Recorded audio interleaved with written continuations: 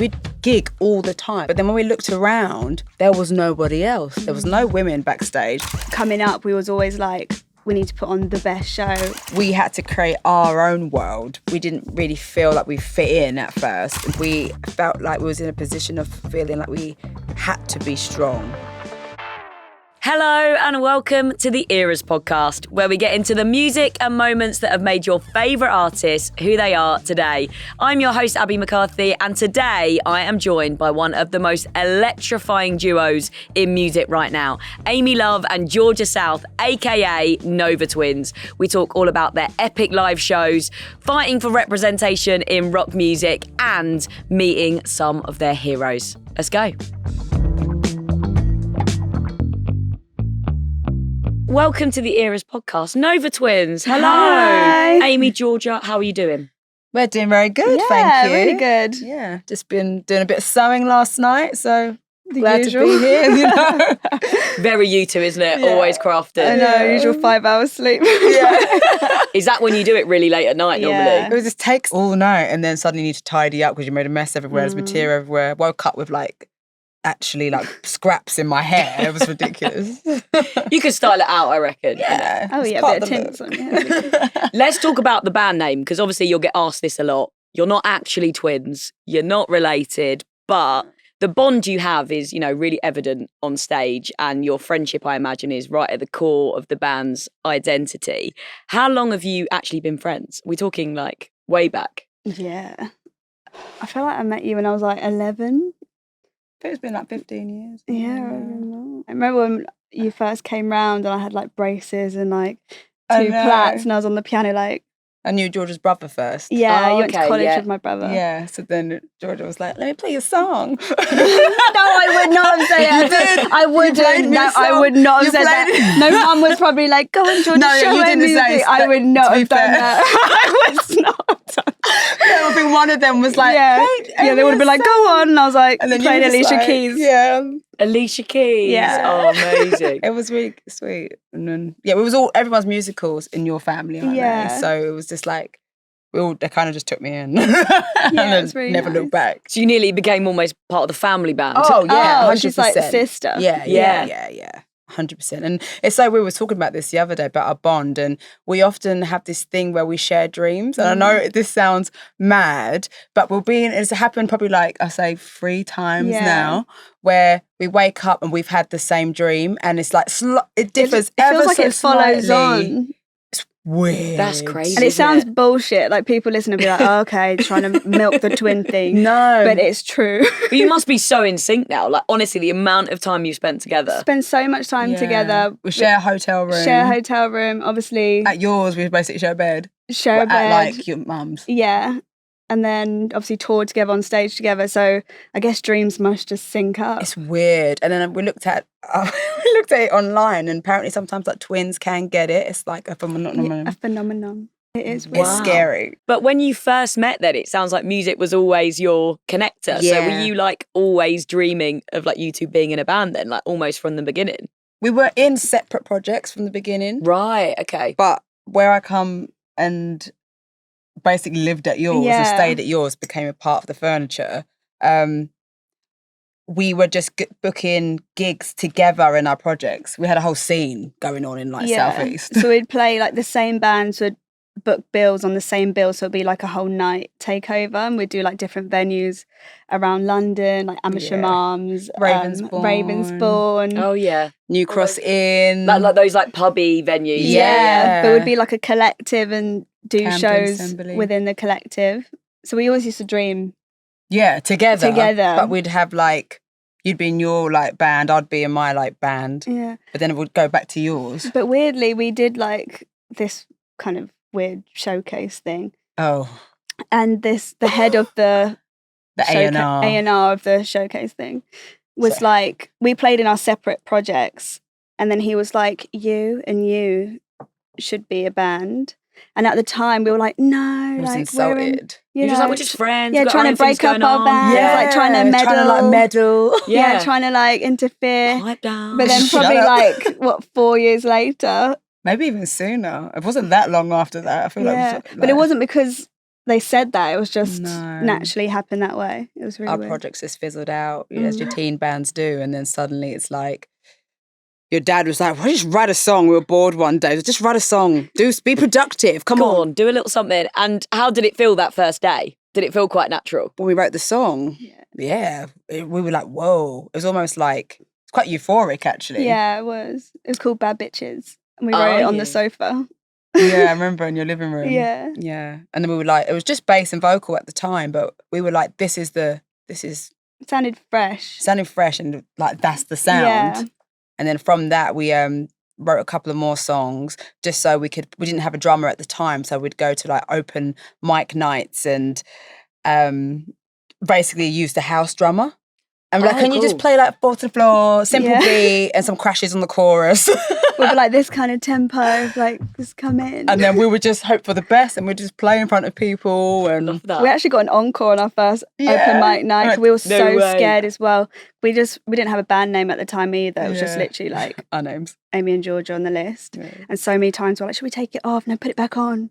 And then we did it, and then we were so glad we did. It gave us that confidence to like do more. Yeah. Yeah. I mean, you need those like little shows at the beginning, don't you, to get confident on stage, because that's where you find your feet. Yeah, that's where you learn and get to know yourself and what you enjoy and how you get good with and comfortable with performing, you know. It was fun. Good times. Would you have done more like pub venues and around that time as well? Yeah, for sure. Just like around the area, like In Camden. Camden. We loved Camden. Yeah, we loved Camden. Yeah. Like the Monarch when they had like a Yeah, stage. we had a residency We there, had a didn't we? residency. We used to play, the stage was like in the window. So That's they had the cool. curtains open, so you'd get a lot of like passing trade because they would see the bands from Was that when inside. we played with Calva Louise and Kid Capiche? It was Yeah. like, it was all just kind of growing up together and on that scene. It was really, really cool. Yeah. Yeah, that must be so nice, because a lot of those bands are also on the rise with you guys as well, yeah, right? no, exactly. What do you think's been like the turning point for you guys? Obviously, you were mates, you had this dream of being in a band. When were you like, actually, this is going to be something that we get to do full time? We played Great Escape, and at that point we'd only done like venues that were like 100 cap, 200 caps. And then we played Great Escape, and we got discovered by Jean-Louis, who puts on this amazing festival called Transmusical, which is basically like the Great Escape, where all industry come down to it in France. Oh, cool. And it was our first time playing in France, and we had no idea what to expect. We're like, no one's going to come. We've never played here or anything. And when you set up on the stage, it's like in a massive warehouse. You're like behind a huge curtain, so you have no idea like what the crowd is like behind. So we were just setting up like it's going to be dead. Kind of thing. And then it opened, and then there was like 4,000 people there, and we just remember looking at each other like, oh my god, this is like sink or swim. We need to just like yeah. fight At the for time, this we would set. only be doing like 100 cap venues. Yeah. Yeah, it's quite a jump, isn't it? Yeah, we were like but then we just had all this adrenaline, and we were just like and then that kind of kicked off our kind of live career in like France. We got a French promoter, and they sent us to, like South Africa, Reunion Island, and all over France. Which was Yeah, because sick. you play like literally all over the world now, don't you? Where is your favourite place to play? It just depends. I don't know, like France is always really good. Like the UK, North, London, as Yeah, in there's so London many and different the North. pockets. Yeah. Poland. So that's very niche. Just North London. Yeah. The rest of London, rubbish. Poland was so much fun. Oh, cool. So fun. Yeah. Japan was really, really fun. Yeah. I think it just depends on the area, because I guess every place will have a place that's a bit more lively. Like in the UK, there might be some towns that are a bit more sleepy than others. Yeah. Like you go to Glasgow and everyone's just fucking ready. It's amazing. They are Love it. feral in Glasgow. No It's Scotland, so no party, good. right? I It's love so it. good. Yeah, we played the King Tut. Yeah, Yeah. such an iconic venue. So good. It's so good. Now, you two have always been vocal about the issues that, you know, really matter to you, but also to other people, which I think is one of the reasons so many people love your band and root for you. And one of the things you've always been really outspoken about is, you know, the lack of representation in rock and the world that you occupy. Not many women of colour, really, apart from you guys and a few kind of now coming through. as you were kind of different entering that scene and maybe didn't have like role models to look to, did you find it hard to kind of break in? It's quite unusual for us because we'd get booked actually on so many bills. We'd gig all the time. That was our entry point. Like before the record, before the music, we'd actually get booked. But then when we looked around, there was nobody else. There was no women backstage, no women of colour. And it was just like, it was all men, white men in black T-shirts. So we were just a bit, and we would turn up so colourful and bright and felt really uncomfortable at first. Not uncomfortable because people made us. Yeah, we were just a bit like, oh, like, and it didn't feel right, you know. We was like, well, why isn't there more young people? Why is there not more like women? Why is there no like women, anyone of colour? Anyone of colour. So we were just a bit like, but obviously like time has gone, and now when we go to a festival, you can see that more bands are coming through, more bands women are so colourful and like everyone's dressed up now. But it wasn't like when we first came on the scene, it wasn't like that. And it's nice that women feel like they don't have to change themselves to try and mould in 100%. the industry or wear a black T-shirt. Just to be taken seriously. To be taken seriously, or they just want to, if they want to look cute, look cute. Yeah, if you want to wear fucking pink or yellow or not, if you don't want to do that, great. But as long as the option's yours and you're not judged either way, that's okay. I think people are quick to judge for what people wear. Yeah. It's like people would be like, oh, what are they going to do? That's going to be shit. Yeah. So I think coming up, we was always like, we need to put on the best show, rehearse our asses off. So we're like slick to show people that, you know, there's so many of us that haven't had the opportunity to have this slot on this stage. So it's showing that you need to be booking us all to be on there. And we'd be extra bright on purpose. Because it was almost like a protest. Yeah. It was like, we're going to show up in the brightest. Yeah, we're going to take up space and like, do a wicked show. Yeah. Just early days. We were just like, more is more. Yeah. We'd be like, right. Because it was almost like a protest. Because like, okay, you don't take us seriously because you're going to judge us like this. We're going to just lean into it even more. Yeah. Yeah, bring it on. Break down all the barrier. We're going to stand out. Burn the black T-shirt, sorry. Now we're just dressed in black. Now we're wearing black T-shirts. Yeah, this is probably the most understated I've ever seen. But now we're like, we don't have to like make an effort. Do you think you've seen like much real change then since you started, you know, calling out for more diversity and like inclusion? There's been a bit? Yeah, no, 100%. And we're so proud of like even the MOBOs having the alt rock category. For like 3 years now. Yeah. Because that was a huge moment. Like growing up, we watched the MOBOs.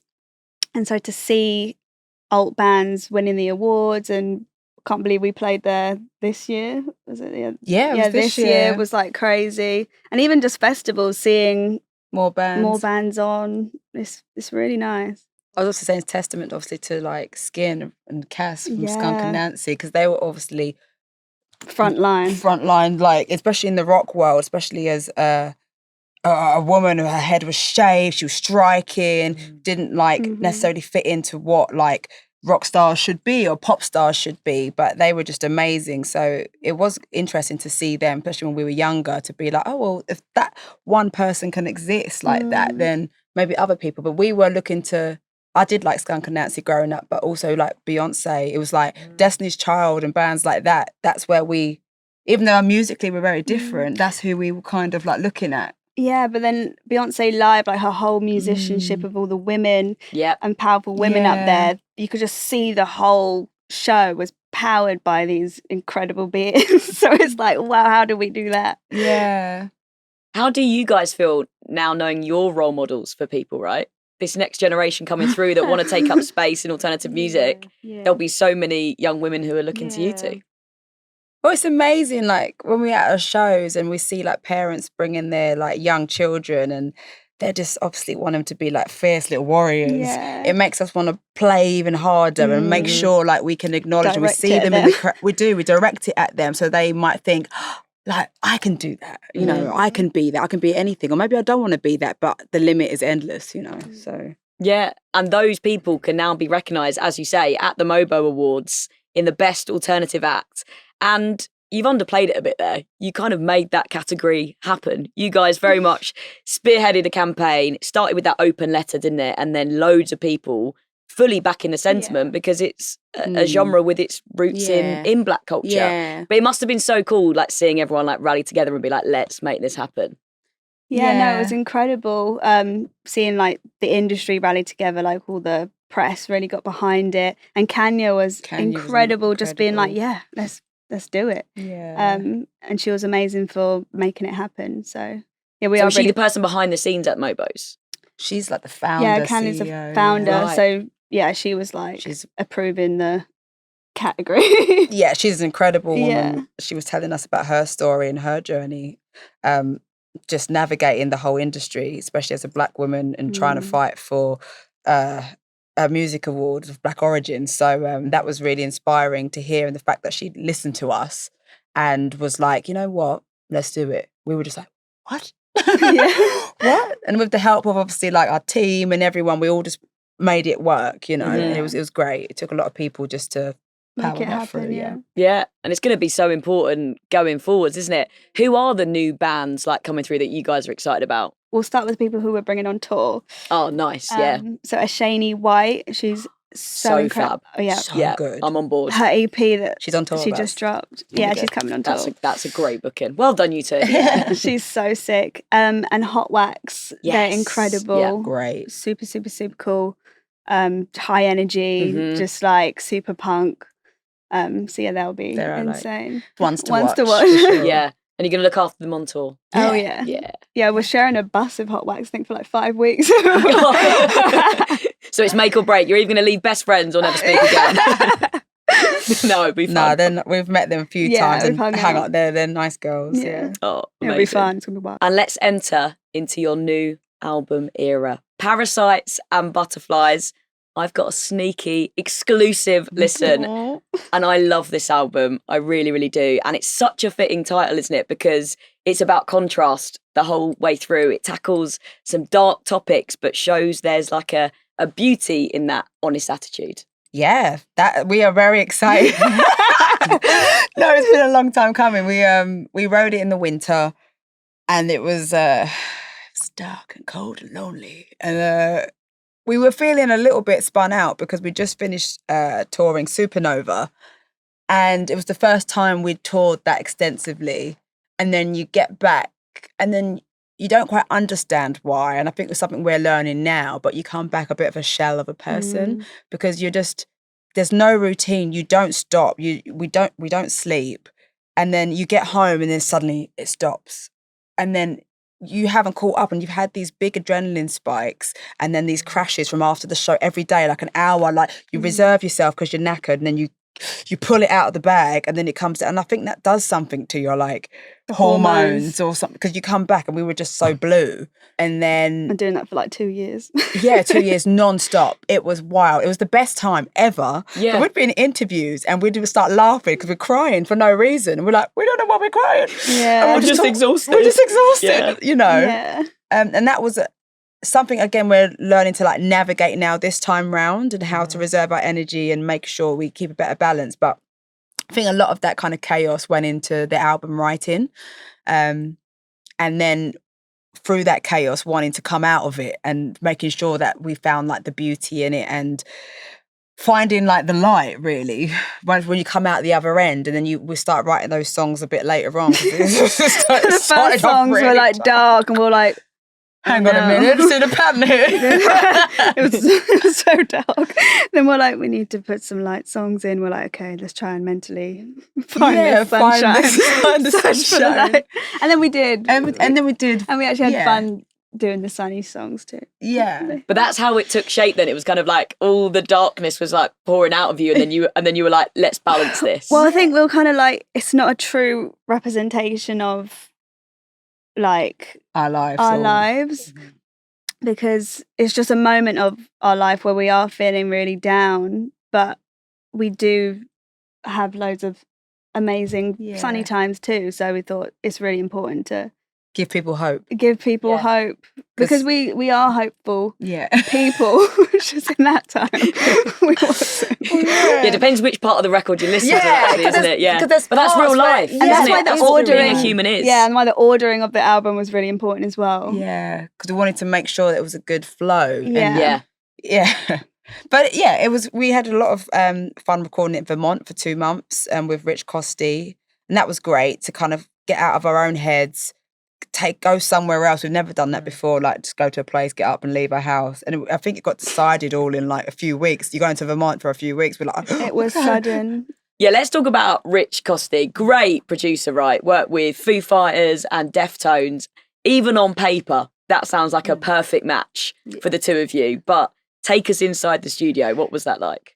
Yeah, so he's like the nicest guy. He's so friendly, like to start with, because we met him for the first time on Zoom, and we only had like one or two Zooms. I think it was like one.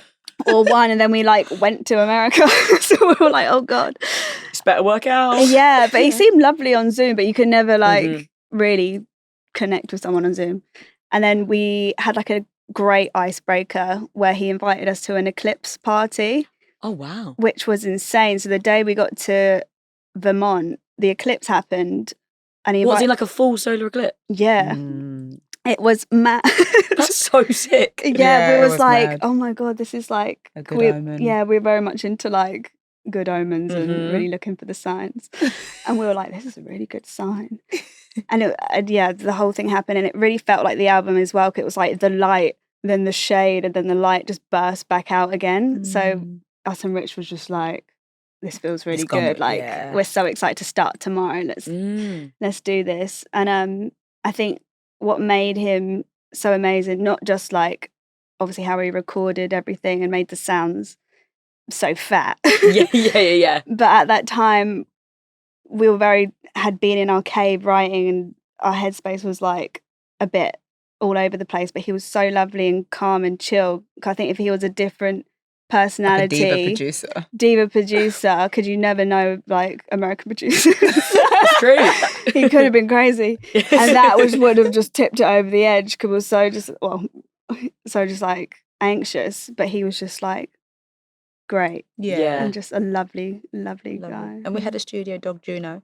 So Jeff, the engineer, had this lovely dog that was really like calming. She was so great. sweet. And we'd go play with her on our breaks. She was like therapy dog. Yeah, I just love that you have this really calm setting, and then you've laid down these absolutely fat tunes. Yeah, You got to feel comfortable, right? That's when You the do. best stuff happens. And the room where we recorded it in was like the size of this room. We was all like in his mixing suite basically, but all our pedal boards were sprawled out on the floor. There's like barely any space to wires walk. everywhere. Wires everywhere. It looked Juno like a running lab. around. Yeah, and Juno. And then he brought his 2 dogs sometimes that are massive as well. Yeah. They look like sheep.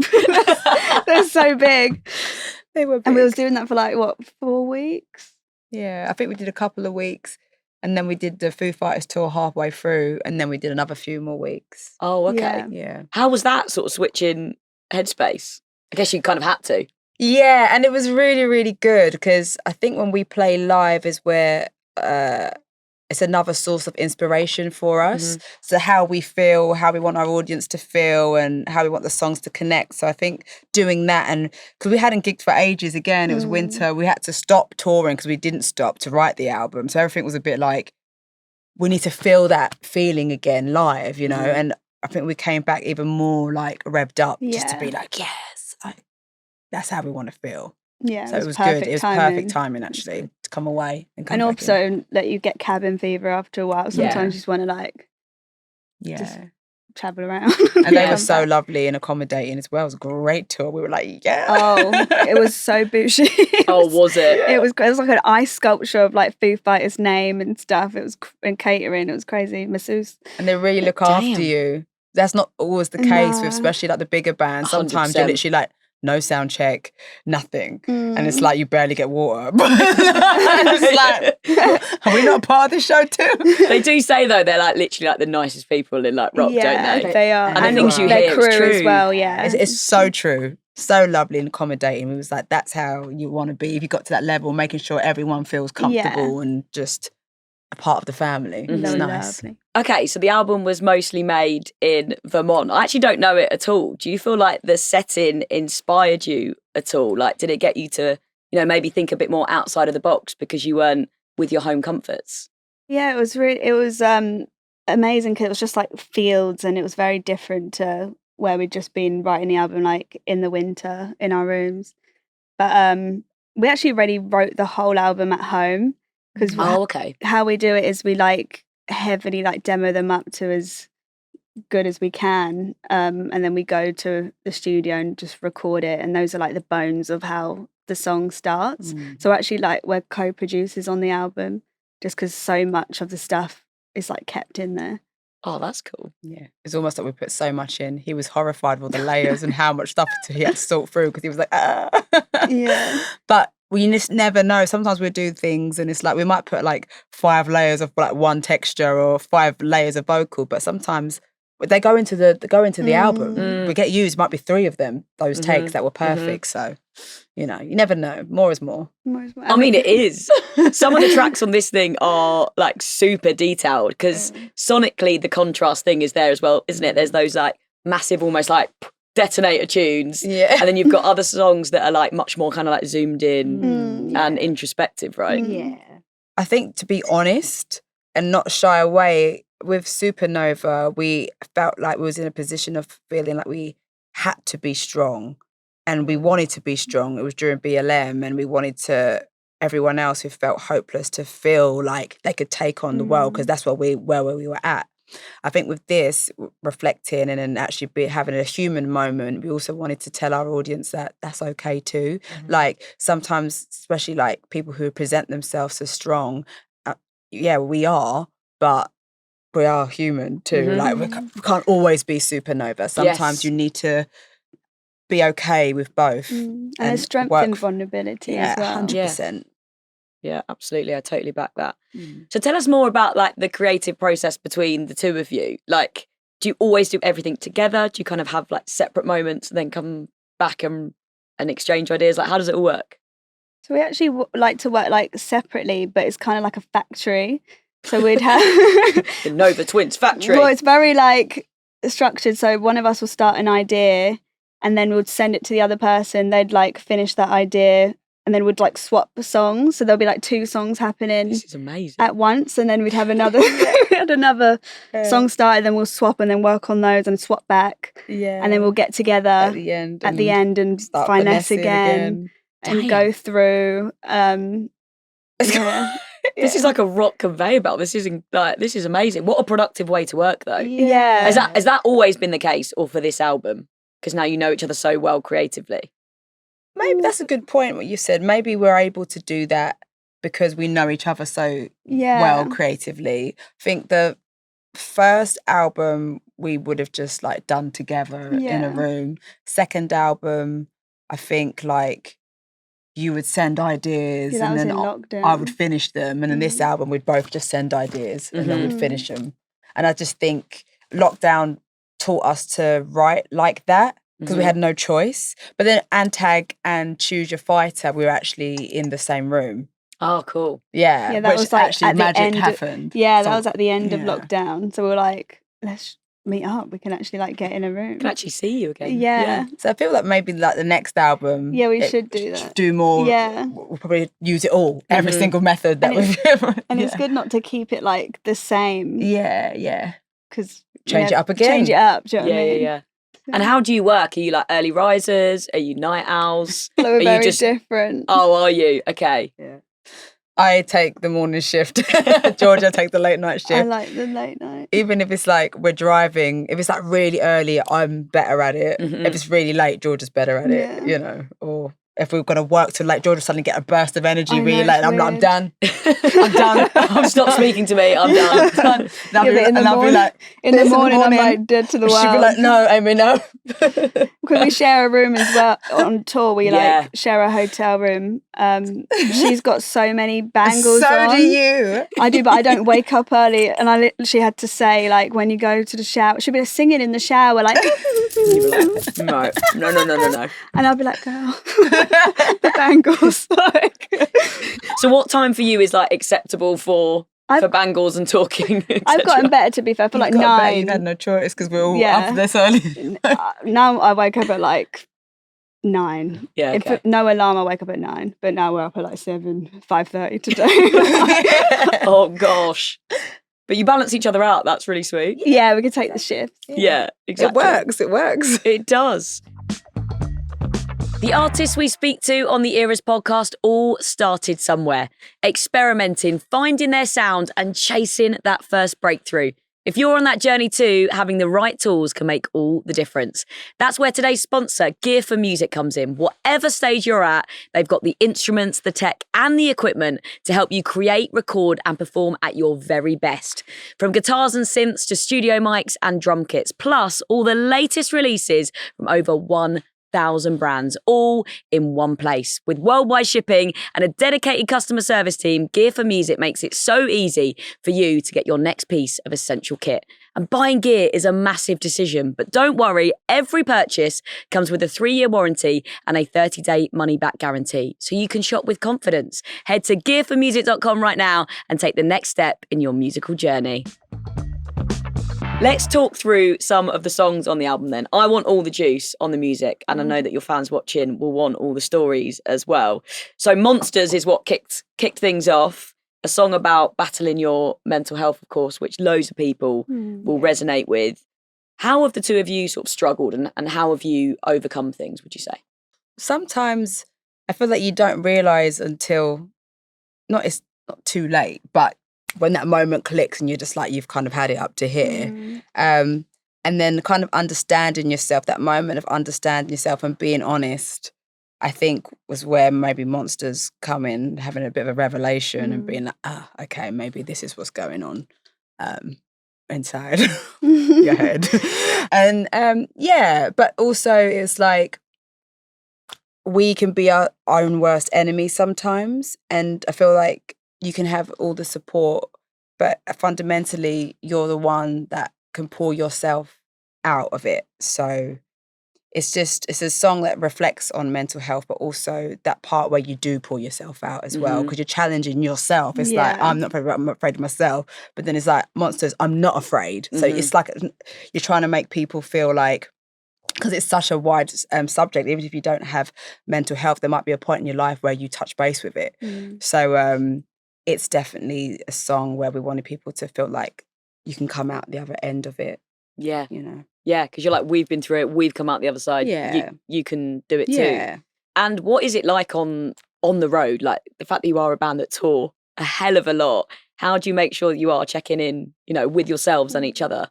We're quite lucky because we actually do love touring, like as the base level, like we actually really enjoy touring, but obviously it does take its toll, like Amy was saying earlier, where you have the adrenaline spikes of like the highs and it's like straight back in the van for 9 hours and then it's like the high of the show and then straight back in the van. So I think now we are trying to like journal. Oh yeah.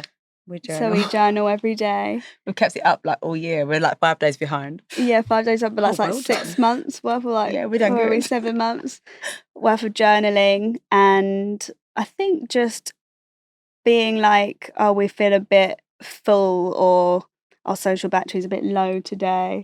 So we might need like a moment. And it's not anyone, it's just like a social batteries burning. It's on fire. It burned quite a few hours ago. It was actually. singed like 3 days ago.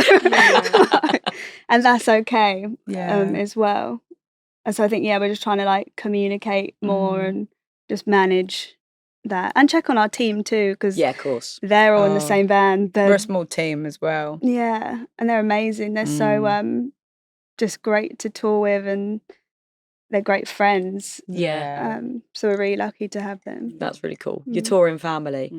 Another song that I keep going back to on the album is Glory. That is going to be huge live, isn't it? That's going to be like the one, I think. Talk to us about the inspiration behind that one. So that was the last song that we wrote cool. on the album.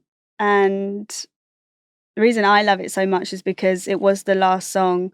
There wasn't as much. That was the end of the album, thank God. There wasn't pressure on it because it was kind of just like, it wasn't even planned to be on the album. Like I nearly didn't even send like the music or anything because it was just like, oh, let's just do this for fun.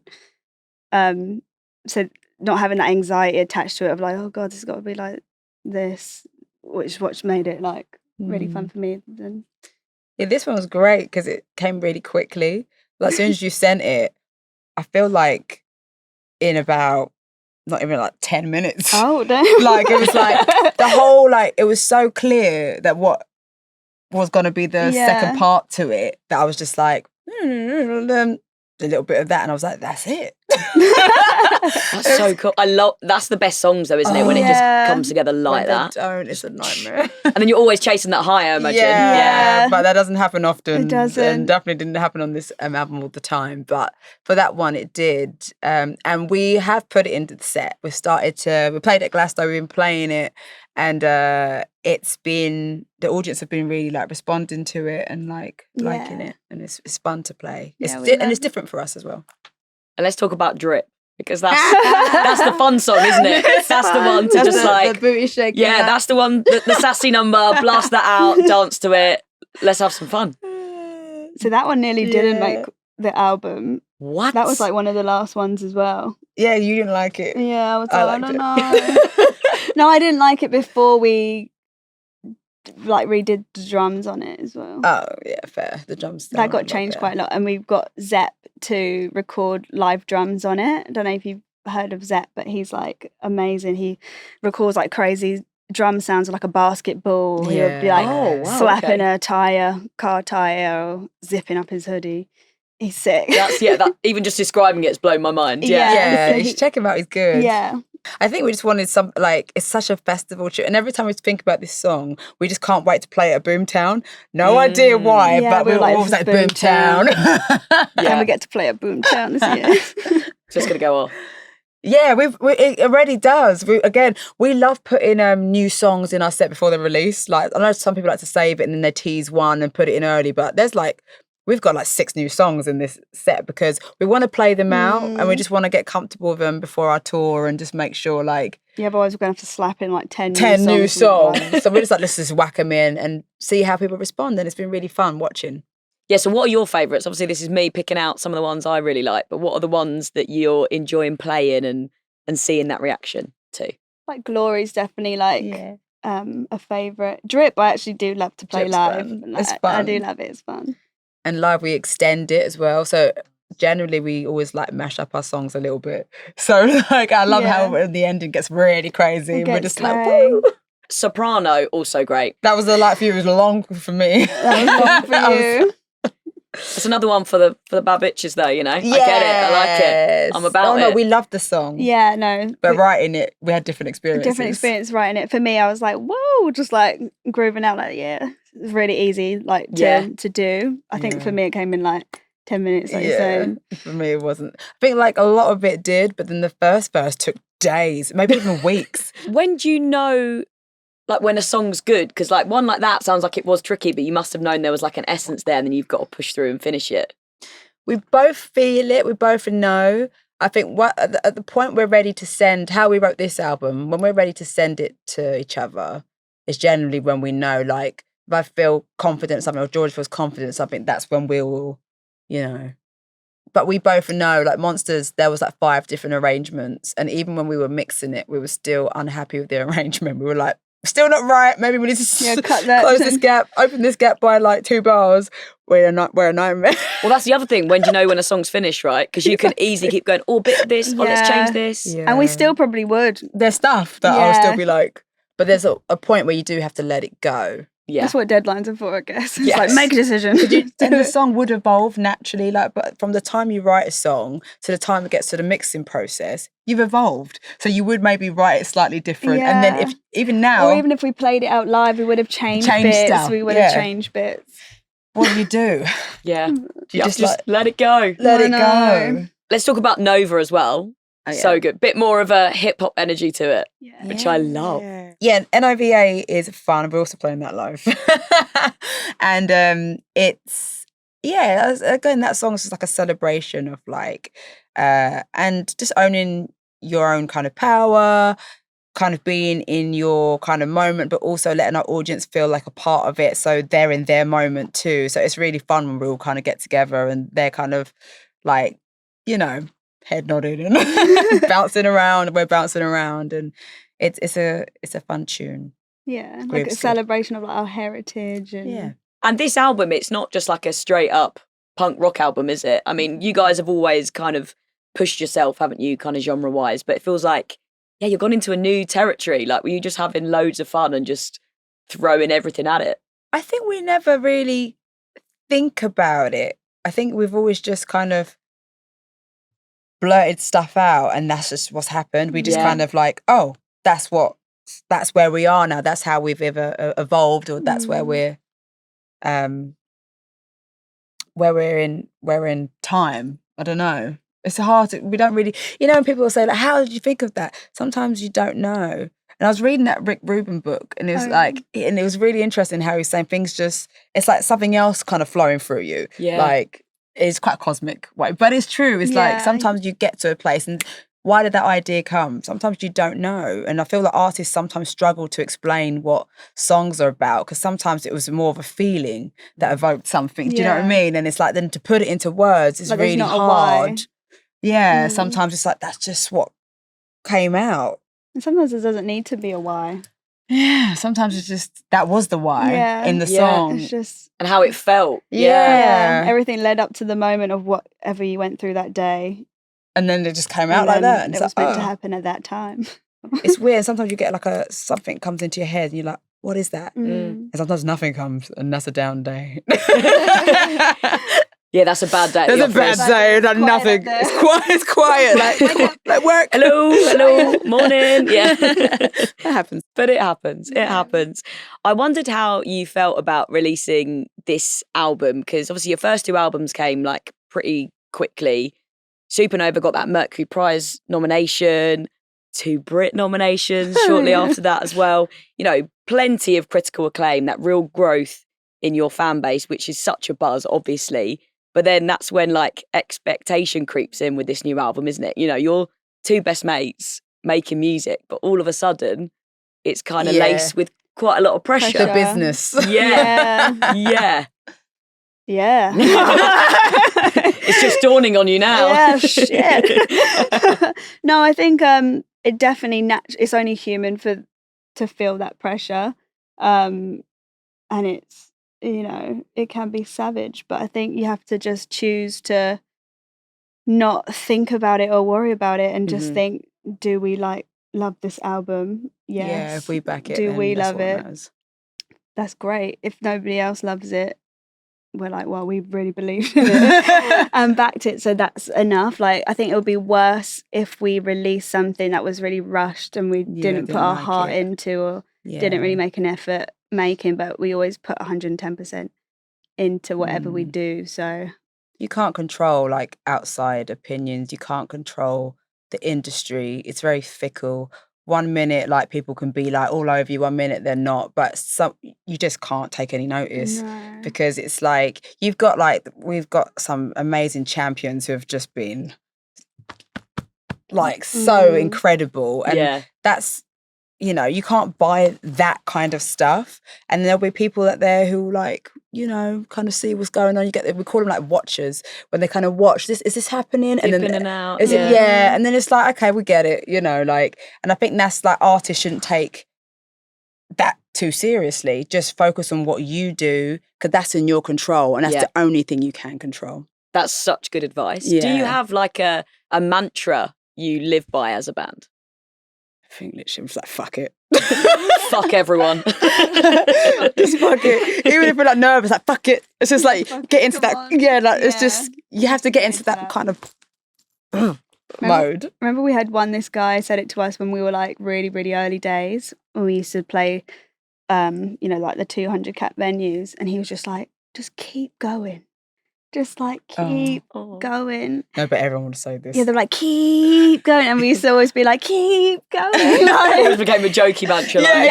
Keep going. Like, 2 years later, keep going.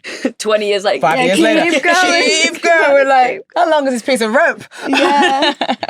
And we also like saying, we copied this off we had a guitar tech, and he got a tattoo that spelled out riff. And it means, remember, it's for fun.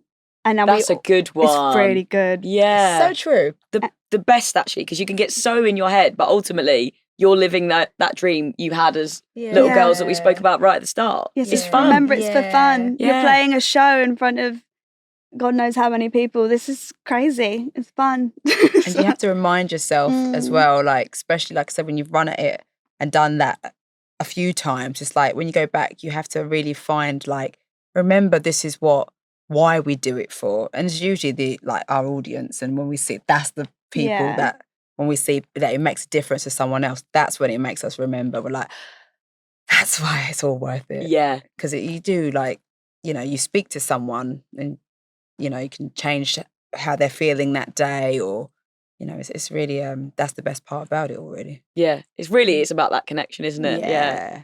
Talk to us about the really big shows that you've played, supporting, I guess, some of your favourite bands, potentially, some of your heroes, Bring Me the Horizon, Foo Fighters, Muse. I'm probably missing people. You guys have supported a lot of people along the way, and they're like huge stadium shows, right? How do you approach those compared to your own shows? Because this is a totally different gig, isn't it? Really winning people over. People might have literally never heard a single tune of yours before. Yeah. And you're like, hi. I know, that's where the fuck it comes in. You're like, fuck it. Just like, I think it's like playing a festival, because like you have to just, as you said, like try and win people over, but we just try. I think where we come from, that underdog kind of underground mentality, where we've had to prove ourselves over and over, and like, even if people did know us and them having like preperceptions of what we're going to be, we've always had that kind of thing of like, we're going to do the best show that we can. So I think that just is the same mantra that we do for any show. It's like we've been conditioned. We've been hardened by fucking... Yeah, you're just like, bring it on. So even if it's fucking winning round like a sweaty London pub with 100 people in it, or an arena full of people, it's like, we're going to show what we can do. Well, let's fucking go. Yeah, let's have it. And are there any good like backstage stories you can let us in on? It sounded like you were very looked after on the Foo Fighters tour, but did you make some connections with some of these bands? I guess, you do have conversations. Like, we did like speak with like Dave and everything in their dressing room. They're super chill, and it's like just before they're going on, and they're just chatting to us like they're not about to do a show. They're just like, we don't mind. We was like, we'll get out of your hair because you're about to go on. It's like, no, just like, they just don't care. And there's been loads of amazing advice and encouragement that we've got along the way from a lot of these artists who've had such amazing careers, and that always like speaks to us, because obviously like one day we hope to have like a long career like they have. And so it's you get nice little moments. I feel like the Elton moment was particularly that was really quite mind-blowing for us, because when we went backstage at his Glastonbury headline show, and he was just, girls, come in, and just like so lovely and so encouraging. And when you think, God, someone like that who's that incredible can like look at, like, sometimes you do get like not imposter syndrome, but slightly, because you're like, we're just like us. So that's always lovely. Something that we also like to pass on when we take our bands on tour, just making sure that they're looked after.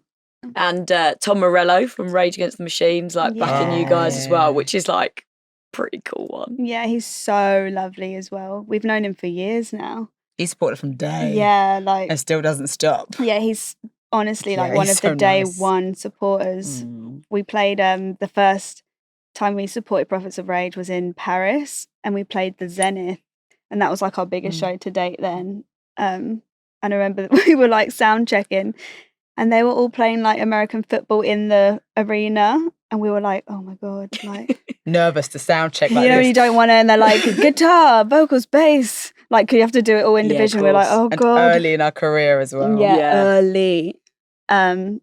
And then they were just being super lovely. They all like sat cross-legged watching our show like on the stage, and was just being so nice. Nice. And just encouraging, and he still is. That's really cool. Obviously you've had these nice moments with bands, but do you have any like dream collaborations? Do you think about that kind of stuff? Do you try and manifest it? We do manifest a lot. Dream collabs. You can pick anyone. I know what you're going to say. Are you going to say? Chasing Status. Yeah, I feel like that would be so good. Oh my God, that would be good. I The feel like we've energy manifested match this would for be a while. Energy match. crazy. I don't think they even know about I us. Does know. anyone know? Since us, Chase Status. We've dreamt about this for like Yeah. so long as well. Probably like the last 10 years we've been like, imagine Chasing Status collab. Yeah, definitely in that field, because our music does borderline on that kind of electronic sounds, but obviously with real instruments. So that kind of clash would be so cool. So cool. It would be sick. And like Beyonce, anything with Beyonce. I know anything. Just to be in her aura's fine. Absolutely Anything. fine. Yeah. Anything even about Pick up her trail. Don't mind. Take what you can get, right? It's Yeah. Beyonce. It's fine. Remember her team invited us to her premiere for Renaissance, and we were like, That was the closest we that was got. the closest She we was got. there. We were like, yeah, she introduced the film, and we were like, oh my Oh God. my God. we are such fangirls. Yeah. For her. She's just like that kind of artist that's like next level famous now, though, isn't she? She's just like, on another planet. It's mental. Yeah, you don't really make those like that anymore. Make them like that No. anymore. Is that a different? And she's like in the bracket of like Aretha. I feel like Tina Turner. She's like, I feel like she's gonna be that. Yeah. great. Yeah. She's that great, isn't Yeah. she? Yeah, So yeah. great. I totally agree. Mm. I actually loved the collaboration you guys did with Bring Me the Horizon. Oh Oh, One by yeah. one. Yeah, how was it working with them Yeah, on they're that? Was that like amazing. in the studio or? That was in lockdown. Was that in lockdown? It was in lockdown. Yeah, so we didn't get to like be in the studio with them, but It was really random. We just got a DM in lockdown by Ollie being like, "Hey, got this song. Do you want to be on it?" And we were like, "What?" Yes. We were just like, "What?" And we heard it, loved it, Mm-hmm. recorded it like ASAP, and then sent it. And then suddenly we were going on tour with them, like lockdown kind of finished, and then we just got catapulted onto like arenas for the first time in our career, and it was all really intense. And then we'd come out on their set one by one. So for us, that was such a big like learning moment and experience for us just to do the whole arena thing and come out on during their set. It was like we felt like Hannah Montana. We would say, where it's like we come out and we're just like. yeah, we like lived in our pajamas for like a year in lockdown. Yeah. We like had all the glam on again, like in an arena. We're like, what is this What's going life? on? It's crazy. And that was so much fun. And they were lovely as well. yeah, Yeah. that was Really a lovely, great all of them. tour. I think Ollie Sykes is such a good frontman as well. Yeah. They're really, all just really good. so They're good. all really lovely. Obviously, we've spoken about your stage costumes and the fact that you like design them. So for you, is like the music almost about building a world for your fans? Yeah, definitely. I think it probably started off like we had to create our own world where we didn't really feel like we fit in at first, and people would tell us we didn't. That's why. And so then we was like, okay, we'll create our own world. We'll just make our own home videos on iPhones. We'd make our own clothes. We'd just, make our own, do our little photo shoots and that. And then I think that world just expanded, and the more people started showing up, the more we just opened up that world to them. And then suddenly we created this like community of, I guess, like-minded people who also feel the same, who just want to like be free and be accepted for who they are. And it's so amazing to see how far that community has come from when we first started. And we played with, because we had so many amazing supporters, like it was like Skank and Nancy and like Tom Morello. Our audience were predominantly like older men, lovely, really, really lovely. But then the only thing we thought was missing, like there's no young girls, like they're not showing up to our gigs because they obviously don't, at the time when we first started, it wasn't as common. Like I remember when Frank Carter started doing like girl only mosh pits. Yes. Because there wasn't a thing. Yeah. Now it's different, but it really wasn't a thing. So that's like amazing to see how far we've come, how like our audience has diversified, and you've still got those like the original people that used to come, like the older lot that come, but also now a newer generation and a whole mix, because that's the point. It's like everybody is welcome. It doesn't matter, like we're not going to be like ageism or like bloody, not like obviously anything. It's just anything goes. And that's what we really wanted. So we're happy that we've actually arrived to that point. It took a time, but we're here now. Yeah, like, totally. No, you're so right. Even when I first started going to shows when I was younger, I'd never go right to the front or like want to get in it because I'd feel a bit like scared and stuff. Yeah.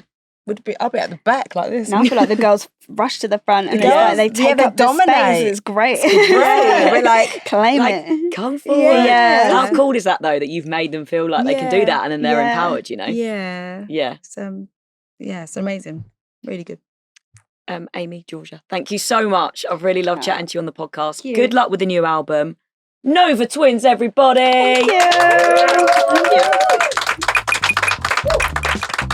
Two of the hardest working and loveliest people in music. We love them. We really do. Thank you to Nova Twins for their time today. And if you enjoyed this conversation, drop us a review or a comment wherever you are listening or watching right now. The Eras podcast is a Good Karma production recorded at Metropolis Studios. Thank you for listening, and we'll see you next time.